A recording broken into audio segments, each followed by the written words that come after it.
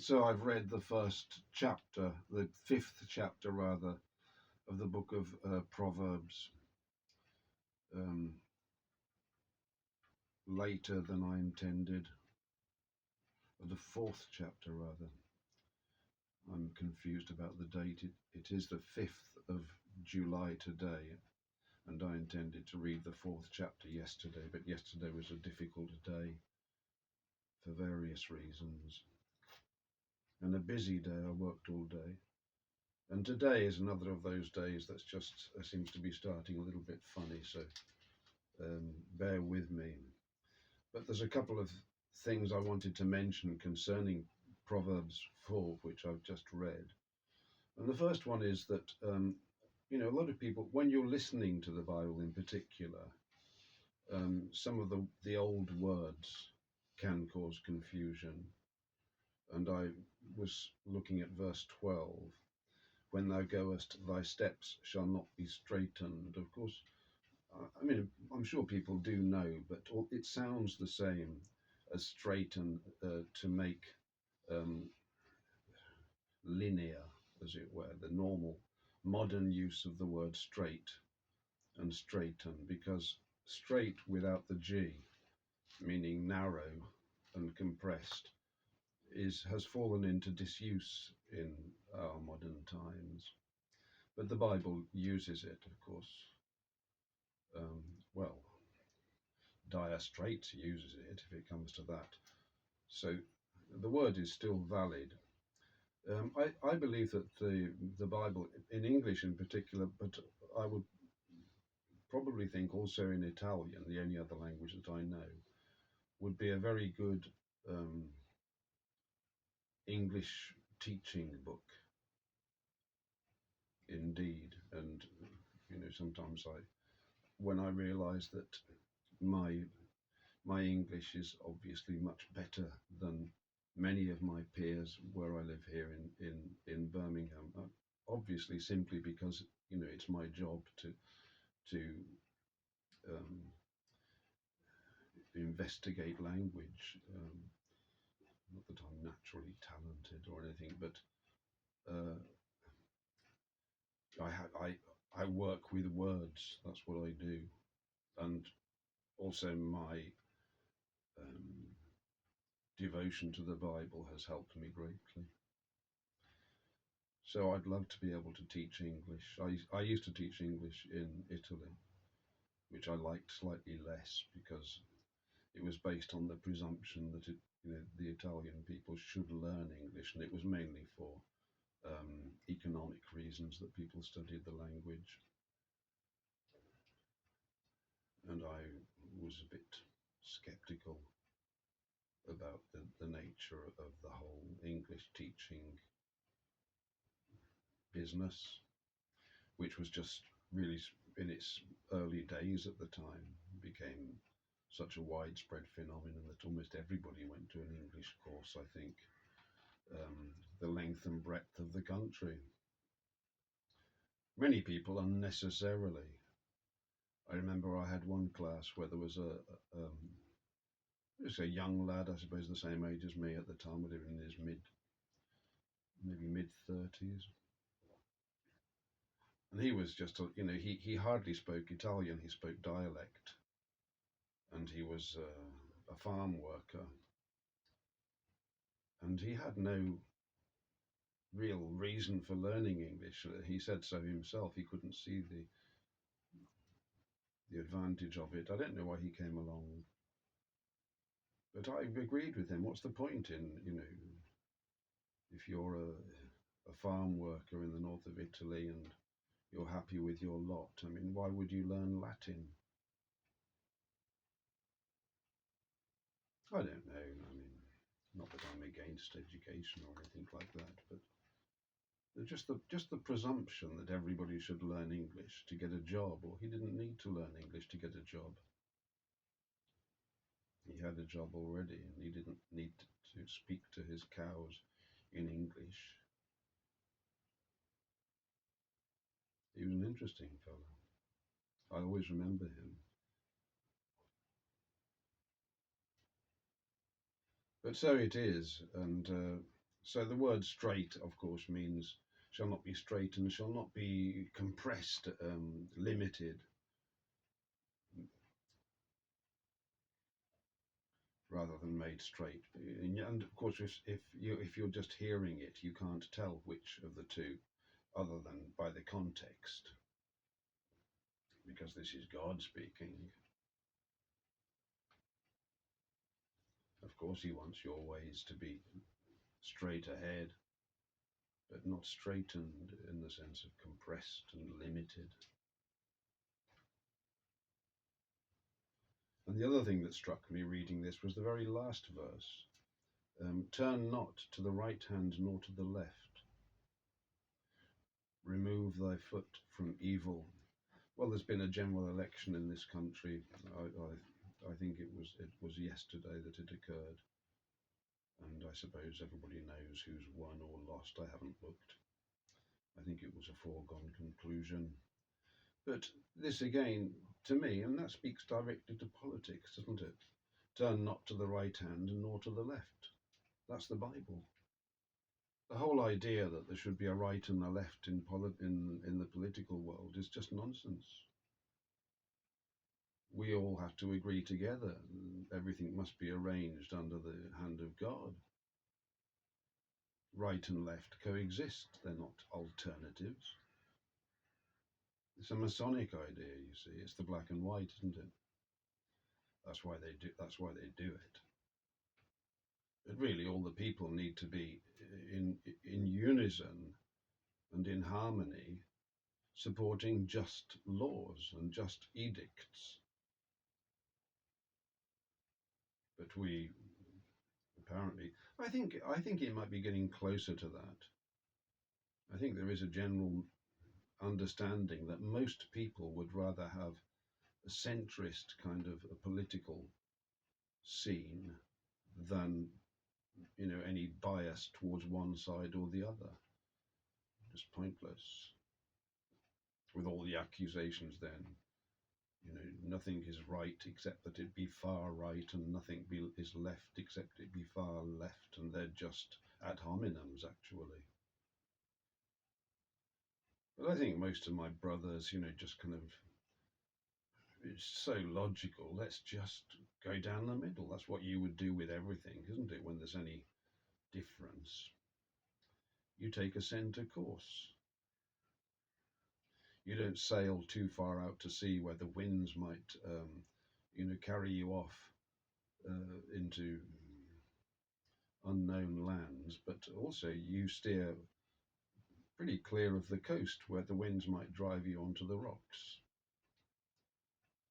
So you set your sails to follow a middle course, erring always on the side of caution.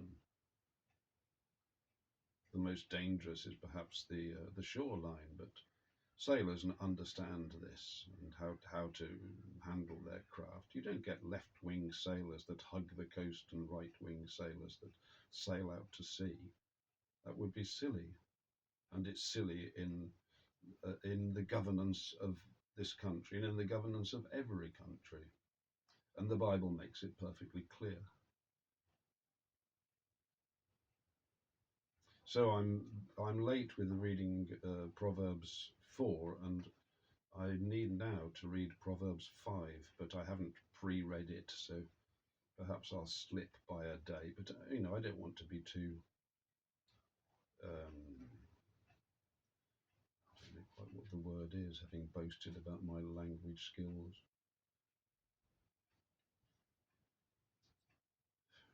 No, nothing comes to my mind. But I don't want to be too strict with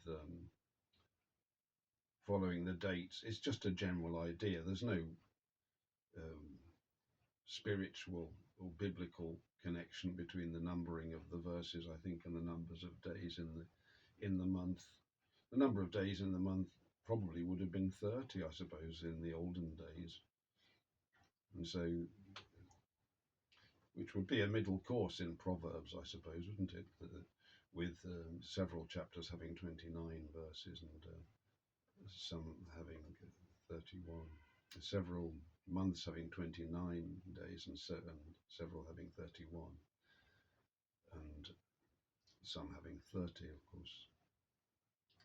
There is the leap year, which could be equated with a black swan event.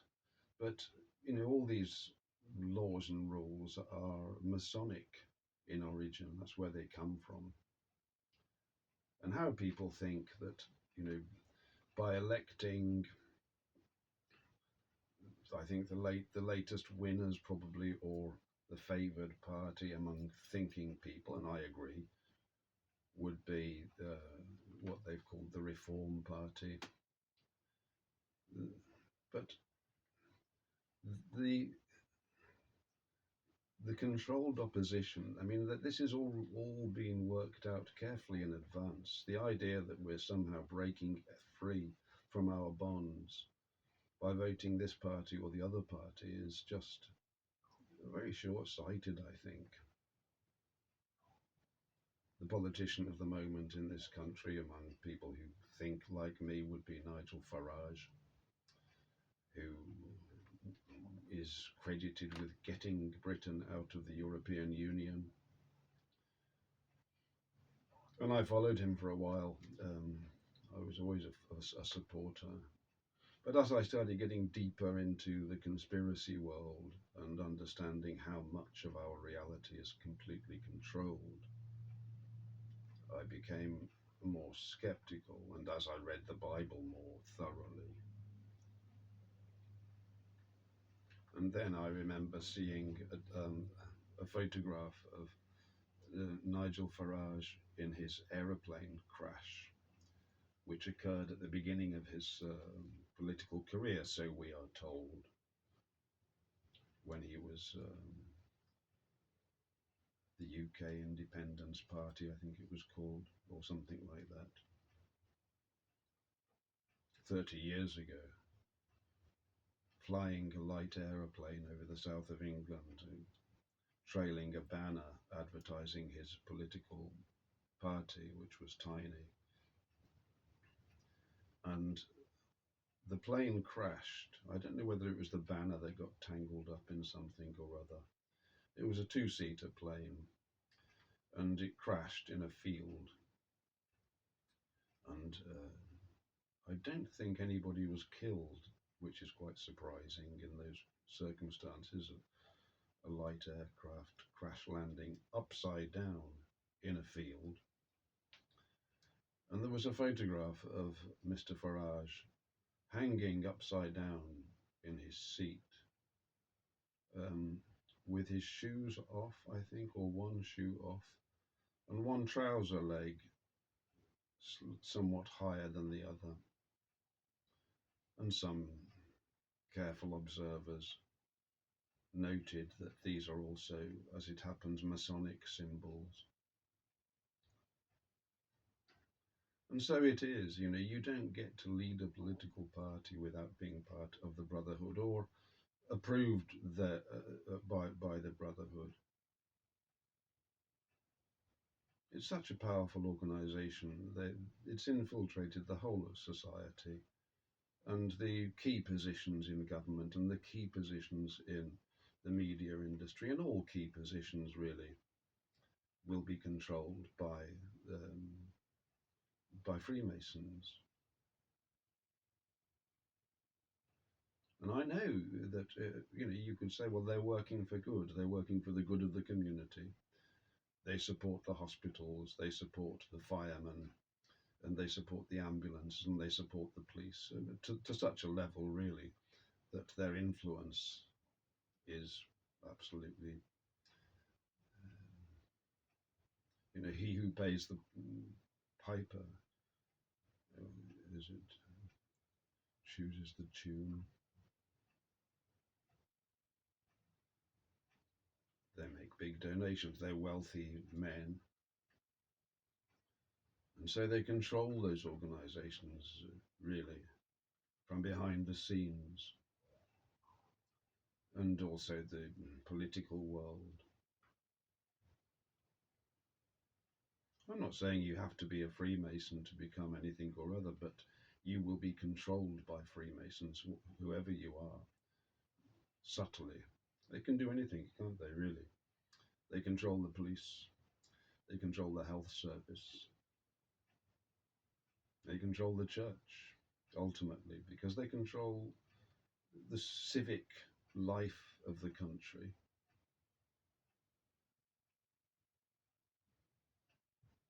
And perhaps nefarious stuff goes on as well. I'm sure they can organise all sorts of mischief if they wish to. Because the deepest levels of Freemasonry are satanic, completely in conflict with the Word of God. And so we have to understand that, everything is controlled, everything is a lie. And, Farage is no more true than the American Donald Trump or whoever is the man of the moment, or Biden. I don't know what his first name is. Is it Joe Biden? Both of whom are, I would say, are actors, skilled actors. They all are, really. That's what they're doing. They're acting. They're playing a part. And so that's why, I don't bother voting or anything like that. There's no point in it at all. It's already decided how things are going to go. The Masons control the election process also, of course. They control the buildings where the voting takes place. They control the counting of votes, if it indeed goes on. All the various committees. There will be Freemasons in their management and direction roles. Perhaps all of them. I don't know how many, but they'll be there for sure. Many of them perhaps lower ranking Freemasons with no true understanding of how the organization works, or not privy to its darkest secrets. But it's a pyramid organization, so the higher echelons will be higher level Freemasons and therefore more informed. And yet they've lulled the entire country into making their children into Freemasons by making it not obligatory perhaps, but almost, to go to university and attain a degree. That's the first level of Freemasonry. And a second degree. So persisting in the education system, you've already bought in to their narrative with your degrees.